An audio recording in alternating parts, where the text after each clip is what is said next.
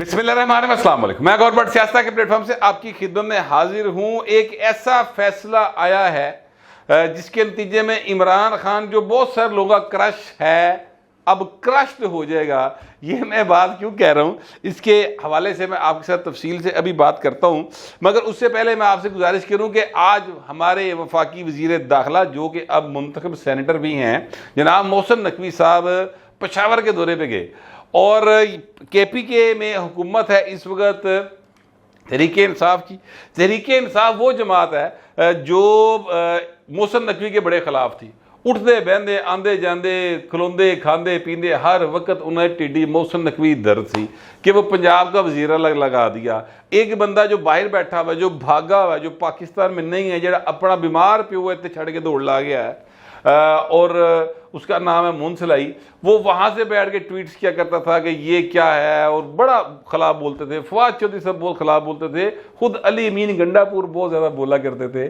Sir जी आज जब वो गए हैं मोहसिन नकवी साहब तो फिर जिड्डी घुट के जफी पाई ना पाए न, ओए हाय हाय वो मोहसिन नकवी को अली अमीन गंडापुर ने वो जफी घुट के जे पावे एक वार गुजरा वाला गाना मुझे याद आ गया, इसलिए मेरा हासा निकल गया है। तो बड़ी घुट के जफी उन्होंने पाई है और फिर जितनी वो भाईचारे की के साथ उनको बिठाया है, गल बात ये वो चीज़ें चली हैं। अब ज़ाहिर रोज़े हैं, वरना हाथर तवाज़ा भी करते, वो खाना खुना भी चंगा खुआंदे, इतना प्यार उनके चेहरे से छलक पड़ा है।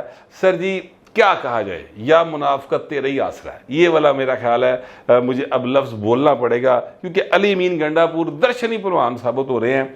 यानी जो बात वो कहते हैं कि मैं इस हुकूमत को नहीं मानता, इतने फार्म 47 वाले ने, इतने वज़ीर आज़म भी ठीक नहीं, अगले दिन जाके पप्पू बच्चे बन के नाल बह जाते, जी सर हुक्म सर, जी सर जी सर, ये करना शुरू कर देते हैं।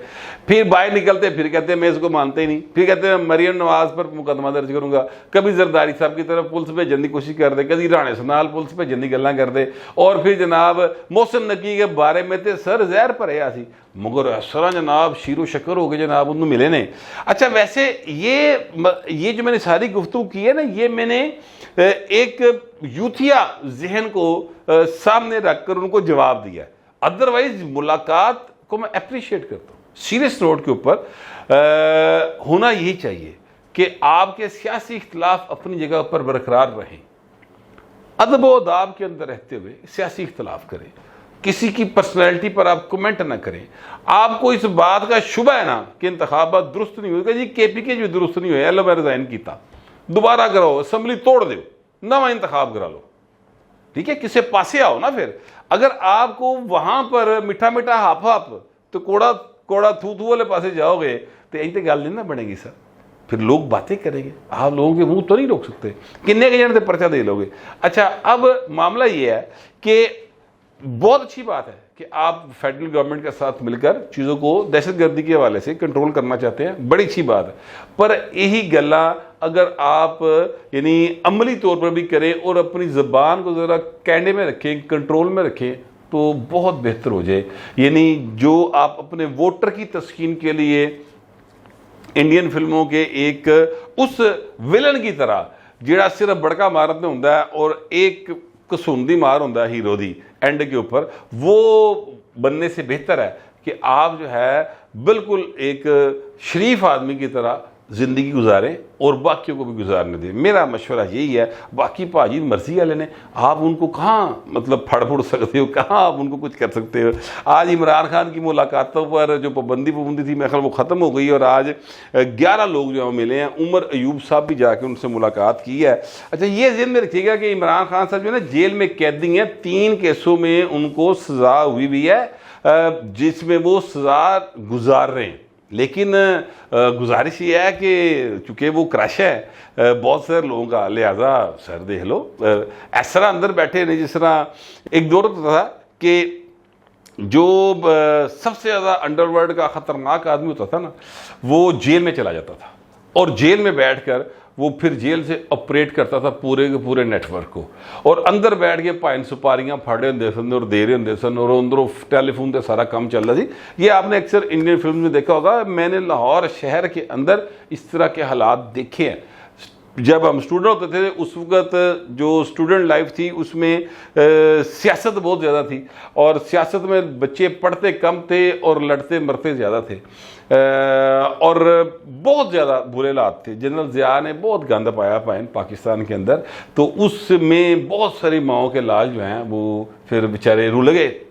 सैकड़ों हज़ारों बच्चों का मुस्तकिल बर्बाद हुआ, और कई सैकड़ों तो दुनिया में नहीं रहे ना, उस जो एक उधम मचा हुआ था उस कड़मास दे विच।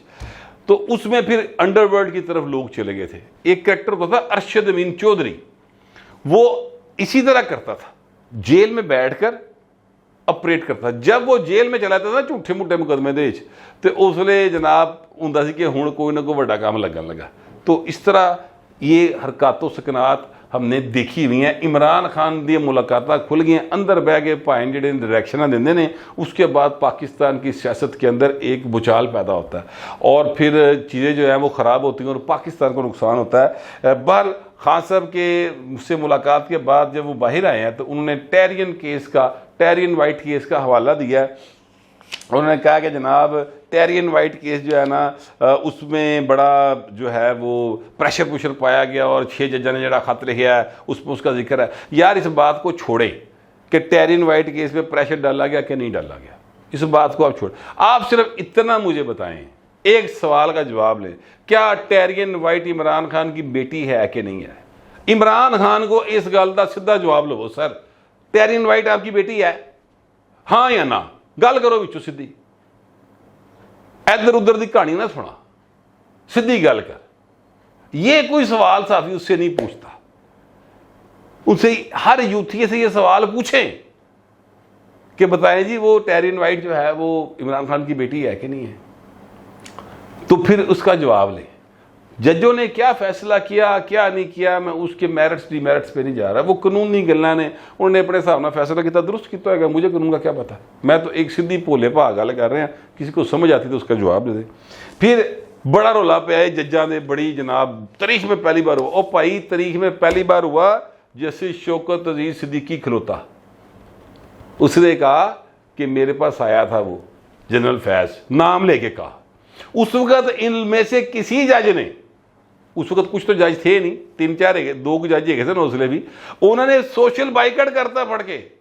ये जस्टिस शौकत अजीज सिद्दीकी साहब कह रहे हैं, मैंने आसमा शराई साहबा के प्रोग्राम का क्लिप सुना है, उसमें वो कह रहे हैं कि जनाब मेरा बाइकआउट करता है, मेरी बेटी की शादी सी, मैं सबनों बुलाया कोई आया ही नहीं, जीना मरना खत्म करता इन्होंने फड़ के मेरे नाल, इन्ना खौफ सी इन्होंने।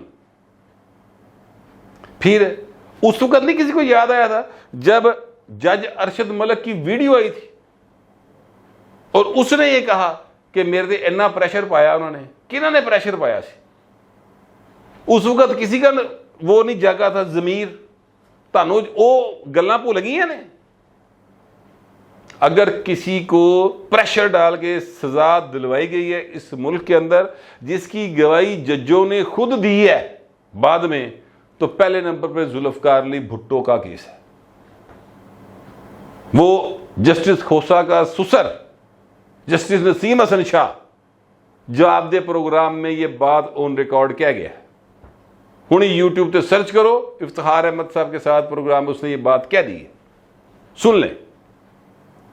फिर उसके बाद मियां नवाज शरीफ को सजा देने वाला जज अरशद मलिक मरहूम नासिर भट्ट को इंटरव्यू देते हुए ये बात कहा गया। वैसे नासिर भट्ट साहब को मुबारक हो, वो सेनेटर बन गए, बड़े पैसे भी बड़े कमाए वैसे उन्होंने टीवी चैनलों तो, क्योंकि टीवी चैनलों ने इल्जाम बड़े लाए सन, लंदन के केस करते सन, पैसे कमा ले, वाह पैसे भी कमा ले, सेनेटर भी लग गई, वाह यानी बहुत भट्ट साहब को तो फायदा हो गया इस काम का।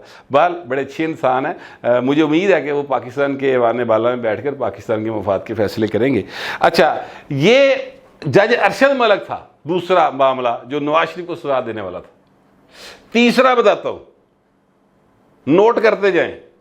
एक वो राणा साहब थे, गिलगित बल्तिस्तान के वो चीफ जज रहे थे, उन्होंने कहा मेरे सामने बाबा डैम अली सरकार ने फोन किया था एक जज को। वो जज कौन था? मैं तो नाम नहीं लूंगा भाईजान, वो जज भी जज है, मैं नहीं नाम लूंगा, ठीक है। शायद इन्हें 6 जजों में से एक जज है कि जो मर्जी हो जाए, प्यो धी की जमानत नहीं होनी चाहिए। इंतखाबात से पहले याद कीजिए। उसले नहीं किसी ने याद आया कि अदलिया के जज खुद इंसाफ मांगते फिरते हैं, हुण सारे याद आना शुरू हो गया।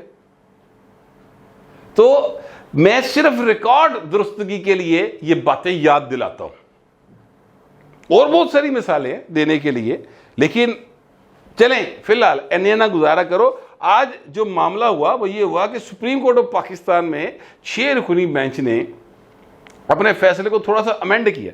पहले ये फैसला था कि फौजी अदालतें जो हैं वो ट्रायल करें, ट्रायल कंप्लीट कर लें, सजाएं सुनानी नहीं है, अनाउंस नहीं करनी, फैसले सुनाने नहीं है, ठीक है।